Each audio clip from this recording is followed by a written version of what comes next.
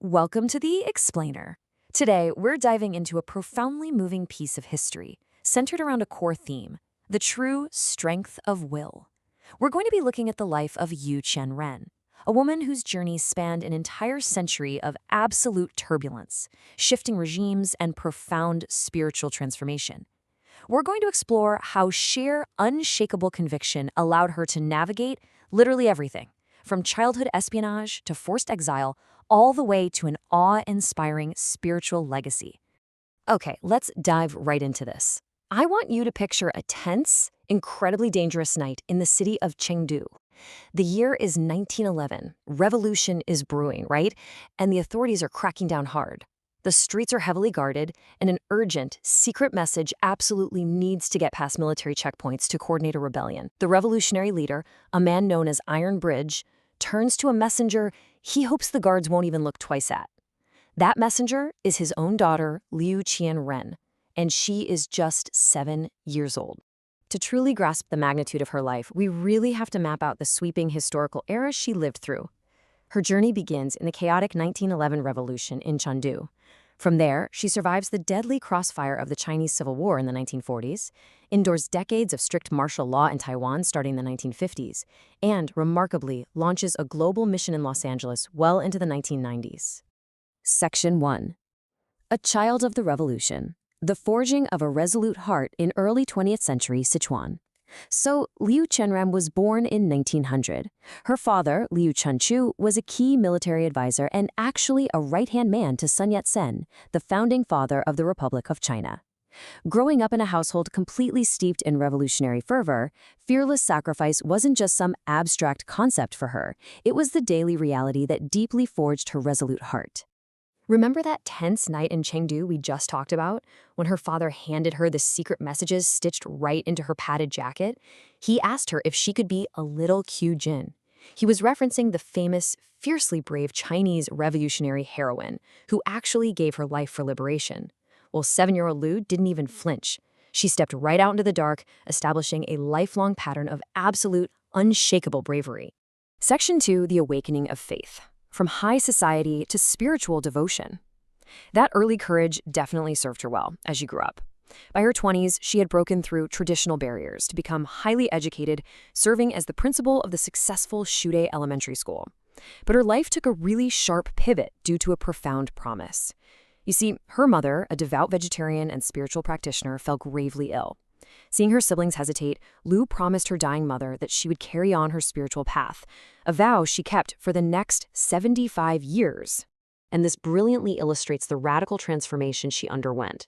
Just think about this contrast. On one hand, she was wealthy, highly educated, married to a top-ranking military general, and living in a mansion with servants. But then, she completely transformed into someone known affectionately as the Iron Stomach Bodhisattva, a title given to enlightened beings dedicated to helping others. She embraced a life of intense, Spartan self-reliance. So, how did she get from point A to point B? Well, it started with a staggering donation of 10,000 taels of silver.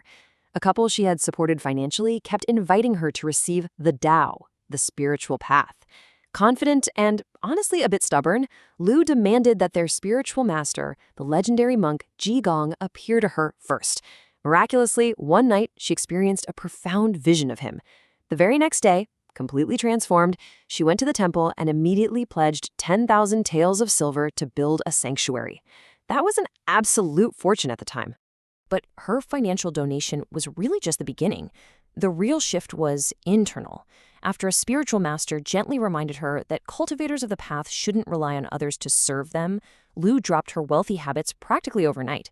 From that day until she was in her 90s, she allowed no servants. None. She washed her own clothes and cooked her own incredibly simple meals. We're talking mostly just rice, tofu, and a bit of pickled vegetables. She shed her material attachments entirely. Section 3. The Ultimate Sacrifice. Navigating the deadly crossfire of the Chinese Civil War. Now, her spiritual discipline would soon be put to the ultimate test. As we move into the late 1940s, the Chinese Civil War reached a boiling point. The shifting regimes created a highly volatile and deadly environment, especially for spiritual leaders who were often viewed with intense suspicion by the incoming authorities. To understand the caliber of the people Liu worked with during this terrifying time, we really have to look at her peer, a spiritual leader named Liu Qian Ren. When communist forces arrived to arrest him, he didn't run. He calmly invited them in for tea. When they took him to the execution grounds, he uttered these chilling, powerful words to the firing squad. "You can shoot this body, but you cannot shoot me." So the crucial point here is that this moment perfectly exemplifies the absolute triumph of the spirit over physical fear. The executioner was so unnerved by He Qianren's calm demeanor that his hands were shaking. He Qianren actually told the executioner to step closer and gently guided the barrel of the rifle directly to his own heart, telling him to shoot there so he wouldn't waste a bullet. This was the level of fearless dedication Liu Qian Ren was surrounded by and shared. Section 4. 30 Years in Waiting. Exile, martial law, and an unbreakable vow. Narrowly escaping the violence, Liu Qian Ren was forced into exile, eventually settling in Taipei, Taiwan. But safety came with strict conditions. Taiwan was under severe martial law, and because her husband was a high-ranking military general, she was explicitly warned. Spreading her faith outside the home was too dangerous and politically sensitive. She was effectively grounded. For 30 years, she was confined to operating almost entirely from her own home. A woman who had fearlessly delivered revolutionary secrets as a child and who had traveled widely to build spiritual centers was now restricted to her living room for 3 decades. But her strength of will meant she didn't view this as a defeat, She viewed it as a new way to work. Instead of giving up, she transformed her small quarters into a quiet sanctuary. If she couldn't go out, she would support those who could. She used her resources to heavily fund Yin Shenren's local missions in Taiwan. She even managed to send large amounts of gold bars to Hong Kong to finance Sung Shenren's spiritual work there, funds that sustained them for decades. In total isolation from the broader spiritual community, her faith remained completely steadfast. Section 5. A Global Mission. Crossing the world to start over. Decades passed, her husband reached his 90s, and Liu herself was aging. You'd probably think her story of active public service was over, but then an opportunity arose to bring her teachings to the Western Hemisphere. Her determination, it turned out, hadn't faded one bit. At the staggering age of 85, an age when most people are long retired, Liu Qian Ren made a monumental decision. She left her comfortable, protected life in Taiwan behind, said goodbye to her husband, and traveled across the world to Los Angeles to start entirely over as a spiritual pioneer. Now, what's really interesting about this is the sheer level of her material detachment. When she packed her bags for America at age 85, she brought exactly one set of clothes, her traditional formal wear, for the remainder of her life. No massive suitcases, no backup outfits. She was utterly unconcerned with material comfort. Her entire focus was on completing her spiritual mission in a completely foreign land.